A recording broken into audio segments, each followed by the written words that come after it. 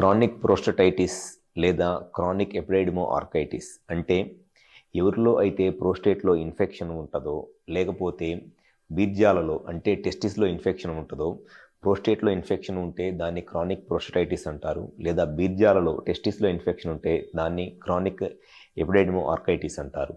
So ఇటువంటి sexual ఇన్ఫెక్షన్స్తో బాధపడే patients చాలామంది ఎదుర్కొనే ఒక కామన్ సమస్య ఏమిటి అనంటే వాళ్ళకి ఈ టెస్టిస్లో కానీ లేకపోతే ప్రోస్టేట్లో కానీ విపరీతమైన పెయిన్ వచ్చేసి చాలా డిస్కంఫర్ట్ అండ్ ఈ పెయిన్తో ఇబ్బంది పడుతూ ఉంటారు. సో ఫస్ట్ మనము కారణం తెలుసుకోవడం అన్నిటికన్నా ముఖ్యం. కారణం తెలుసుకుంటేనే దీనికి మనం ప్రాపర్గా ట్రీట్మెంట్ చేయగలం. ఎక్కువ మందిలో అవసరమయ్యే ట్రీట్మెంట్ ఏమిటి అనంటే ఎక్కువ రోజుల పాటు కొన్ని రకాలైన యాంటీబయాటిక్స్, పెయిన్ కిల్లర్స్, ఈ పెయిన్ రిలీఫ్ ఇచ్చే నర్వ్ స్టిమ్యులేటర్స్, ట్యాబ్లెట్స్ ఇవ్వాల్సి వచ్చింది.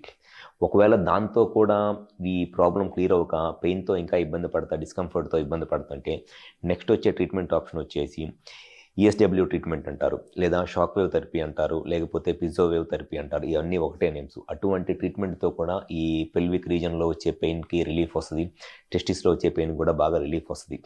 అండ్ నెక్స్ట్ స్టేజ్లో ఒకవేళ ఈ ట్యాబ్లెట్స్ వాడుతున్నా రిలీఫ్ రావట్లేదు, లేకపోతే ఈ ESW treatment, shock wave therapy చేయించుకున్న రిలీఫ్ రావట్లేదు అని అంటే నెక్స్ట్ ఆప్షన్ వచ్చేసి కొంతమందిలో ఈ టెస్టిస్లో కనుక ఇన్ఫెక్షన్ లాంటిది ఉంటే టెస్టిస్ డీనర్వేషన్ సర్జరీ అంటారు. అది చాలా సింపుల్ ప్రొసీజర్. సో ఈ టెస్టిస్ డీనర్వేషన్ సర్జరీ చేయించుకున్న ఈ టెస్టిస్లో పెయిన్ రిలీఫ్ అయిపోయింది.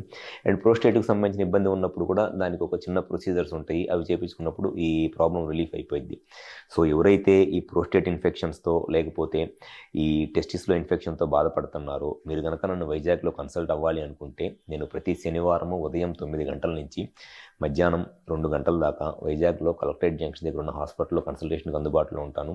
వైజాగ్లో కాకుండా విజయవాడలో కానివ్వండి, రాజమండ్రి, కర్నూలు, నెల్లూరులో కన్సల్ట్ అవ్వాలి అనుకుంటే కింద ఇచ్చిన హాస్పిటల్ నెంబర్కి కాల్ చేసి అపాయింట్మెంట్ తీసుకొని విజయవాడ, వైజాగ్, రాజమండ్రి లేదా నెల్లూరులో అయినా సరే నన్ను కన్సల్ట్ అవ్వండి. డెఫినెట్గా మీ ప్రాబ్లమ్కి సొల్యూషన్ చెప్తాను. డెఫినెట్గా మీ సెక్షువల్ లైఫ్ని హ్యాపీగా ఎంజాయ్ చేయవచ్చు. అండ్ దాంతోపాటు మీకు ఆ క్వాలిటీ ఆఫ్ లైఫ్ కూడా ఉంటుంది.